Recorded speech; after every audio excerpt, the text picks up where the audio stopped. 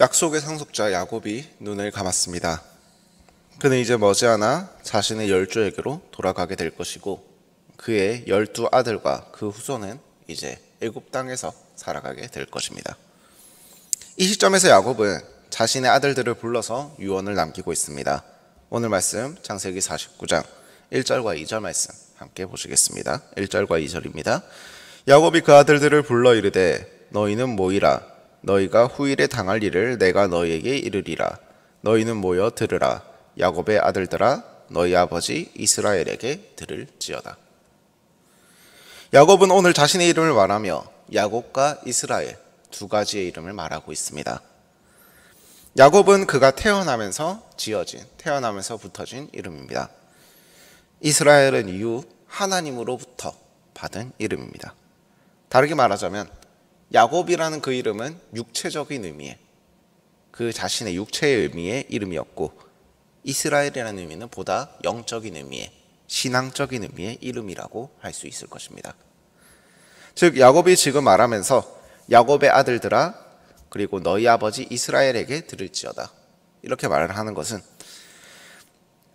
지금 야곱이 하고 있는 이 유언이 자신의 육체의 소산으로 나온 12아들에게 하는 유언인과 동시에 이후 이스라엘의 12지파의 뿌리가 될 영적 지도자로서 그 아들들을 세우며 하는 예언이기도 함을 동시에 보여주고 있습니다. 그리고 지금 야곱이 한 유언은 이후 이스라엘의 그 역사를 통해서 이루어지는 하나님의 구속사적 그 은혜 아래에서 이루어지게 됩니다.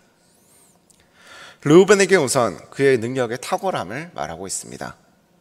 하지만 그 능력의 탁월한 만큼 혈기가 왕성하기 때문에 르우벤의 그 능력을 탁월하게 펼치지 못할 것이다 라고 말을 하고 그 이유로 그 근거로 르우벤이 이전 아버지인 야곱의 첩 비라를 취했던 것을 언급하고 있습니다. 르우벤은 이 사건으로 인해서 장자로서의 그 자리를 잃었던 것을 우리는 성경을 통해서 확인할 수 있었습니다.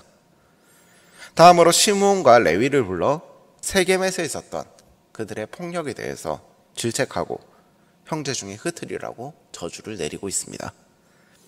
이 저주는 실제로 이후 인구조사에서 시므온의 지파가 가장 적었던 것과 후에 가나안을 정복하고 난 뒤 땅을 분배할 때 레위 지파는 특정한 땅을 받지 못하고 그 지파들의 땅, 그 형제들의 땅에 흩어져서 살아야 했던 것, 그것을 통해서 우리는 이 예언이 성취되어짐을 바라볼 수 있었습니다. 다음으로 언급되는 아들은 유다입니다. 유다는 그 찬송이라는 그 이름처럼 유다야 너는 내 형제의 찬송이 될지라 라고 시작을 하고 있습니다. 찬송이 될지라, 이 얼마나 큰 축복인가요? 앞서 언급했던 그 르우벤의 사건 이후 유다가 장자의 권한을 받게 되었습니다. 즉 이제 새로운 언약의 상속자로서 유다가 지목되고 있는 것입니다. 유다와 그 후손들을 통하여 또다시 구원과 언약이 새로이 세워질 것입니다. 이는 이스라엘 역사의 길이 남을 위대한 왕 다윗 왕이 그리고 세상을 구원할 메시아로 오신 예수 그리스도께서 바로 이 유다의 지파에서 나오는 것을 통해서 우리는 이 예언이 실현됨을 확인할 수 있을 것입니다. 형제의 찬송이 된다는 말은 다른 말로 하면 형제들로부터 인정을 받게 된다는 말입니다. 유다는 지금까지 많은 행보들을 통해서 형제들에게 유다라면 장자의 역할을 할 수 있을 것이다. 우리의 리더 역할을 할 수 있을 것이다. 라며 인정을 받았음을 말을 하고 있고 그 인정을 토대로 유다 지파는 이후 이스라엘의 12지파 중 가장 강한 힘을 가진 그러한 지파로 성장하게 됩니다. 다음으로는 스불론에게 상업에서 대성하리라는 축복을 내리고 있고 이사갈에게는 노동과 농사에 있어서의 축복을 말을 하고 있습니다. 하지만 이사갈에 대한 축복 이후 있는 압제 아래에서 섬기리로다 이 말과 같이 이사갈 지파는 이후 무너져서 그 탁월한 신체 능력으로 종의 신분이 되어 살아가게 됩니다. 다음으로 나오는 아들은 단으로 심판자, 재판관이라는 그 이름의 뜻과 같이 재판의 자리에 가게 될 것이라고 축복하고 있습니다. 비록 납달리, 갓, 아셀과 함께 첩의 자식이고 서자인 그런 단위지만 다른 형제들과 같이 야곱의 상속자이자 이스라엘의 영적인 지도자 중 한 명으로서 인정되고 한 지파의 수장이 되어가는 모습을 우리는 바라볼 수 있습니다. 단 지파는 이 연에 따라 이후 이스라엘의 재판을 담당하게 될 것입니다. 그 가장 대표적인 예시가 바로 성경에서 가장 유명한 사사라고 할 수 있는 삼손이 있습니다. 20년간의 기간 동안 이스라엘의 사사로 있으면서 블레셋이라는 강국으로부터 이스라엘을 지켰던 사자 삼손이 바로 이 단 지파에서 나오게 됩니다. 7명의 아들을 축복하고 남은 5 아들을 축복하기에 앞서 야곱은 갑자기 여호와여 나는 주의 구원을 기다리나이다 라며 말합니다. 혹자는 이때 야곱이 갑작스럽게 자신에게 죽음이 성큼 다가왔음을 내가 조금 있으면 주님께로 돌아가겠구나, 나의 열조에게로 돌아가겠구나, 이것을 직감했다, 이것을 다가왔음을 느꼈다, 그렇게 외쳤다 라고 하는 사람도 있지만 보다 인정받는 해석으로는 야곱이 이후 자신의 후손 이스라엘에게 찾아올 그 고난에 대해서 탄원하는 것이라고 그렇게 해석을 하곤 합니다. 계속해서 갓에게 축복하기를 군사력과 용감함에 있어서 축복을 내리고 있으며 아셀에게는 그 땅의 소산에 대해서, 납달리에게서는 문화적인 융성에 대해서 축복을 하고 있습니다. 이 축복처럼 이후 이스라엘의 후손인 유대인들은 각종 분야에서 두각을 나타내는 뛰어난 민족으로 성장하게 됩니다. 그러한 축복이 지금 야곱을 통해서 이 아들들에게 예언되고 있는 것입니다. 다음으로는 무성한 가지의 요셉과 물어뜯는 이리 베냐민이 등장합니다. 요셉은 샘 곁에 심겨진 무성한 가지라며 축복을 내리고 있습니다. 샘 곁에 심겨지면 나무에게 있어서 가장 치명적인 자연재해라고 할 수 있는 가뭄에 있어서 비교적 자유로울 수 있습니다. 그렇듯 요셉에게 주변 환경과 상관없이 번창할 것이라는 축복을 지금 샘 곁에 심겨진 나무, 이 표현으로 축복하고 있는 것입니다. 더불어서 그 가지가 담을 넘었다고 말하면서 요셉과 그 후손들에게 이를 그 번창의 축복이 비단 그들에게서 끝나는 것이 아니라 다른 형제들에게도 미치게 될 것임을 말을 하고 있습니다.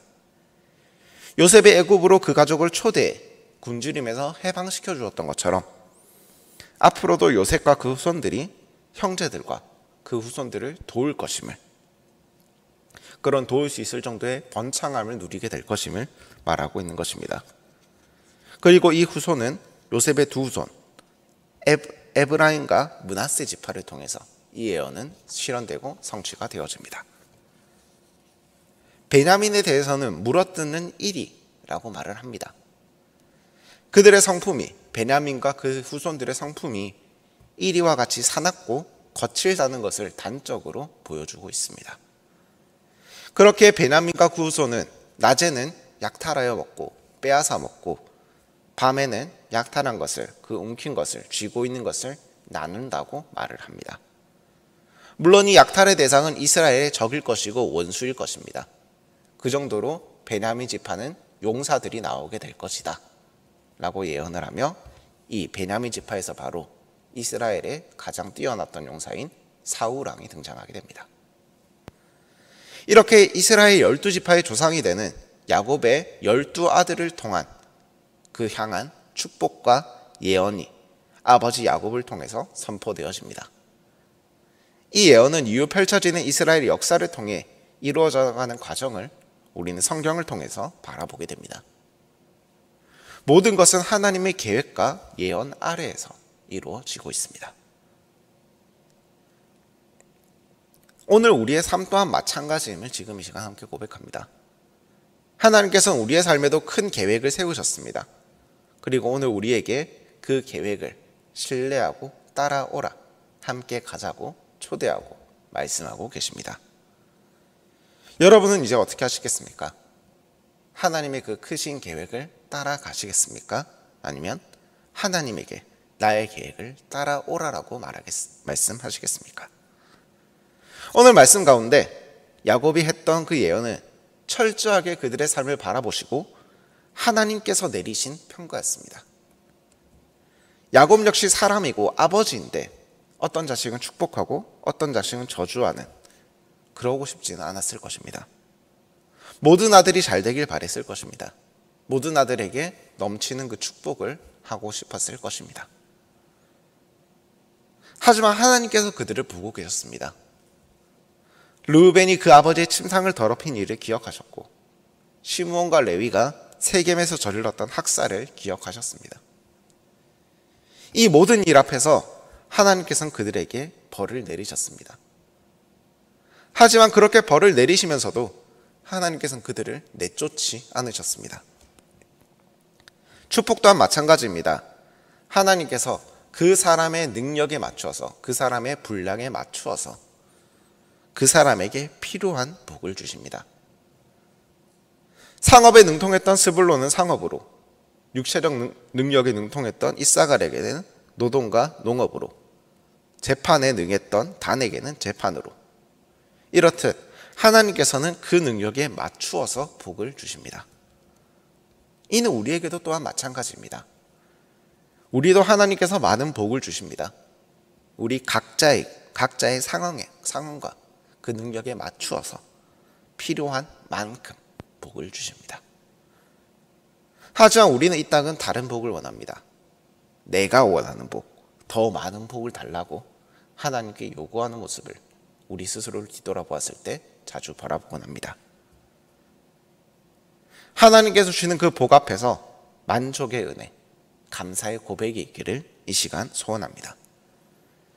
하나님의 완벽하고 그 크신 계획 안에서 주어지는 딱 나에게 필요한, 딱 나에게 알맞는 그 복, 그 복이 필요한 만큼 오는 그때 우리가 하나님께 감사하길 원합니다.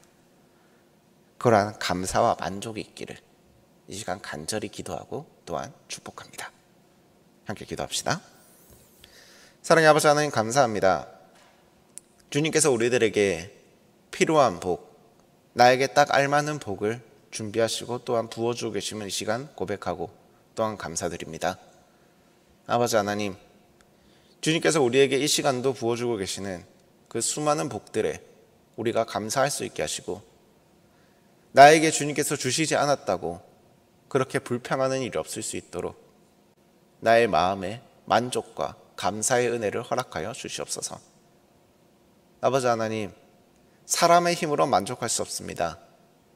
사람의 기분으로 만족할 수 없고 감사의 고백을 올릴 수 없으니 주님께서 나의 입을 여시고 주님께서 나의 마음을 주관하셔서 내 입에서 진실로 나의 마음에서 우러나오는 감사와 만족의 고백이 있을 수 있기를 이 시간 주님께서 도와주시옵소서.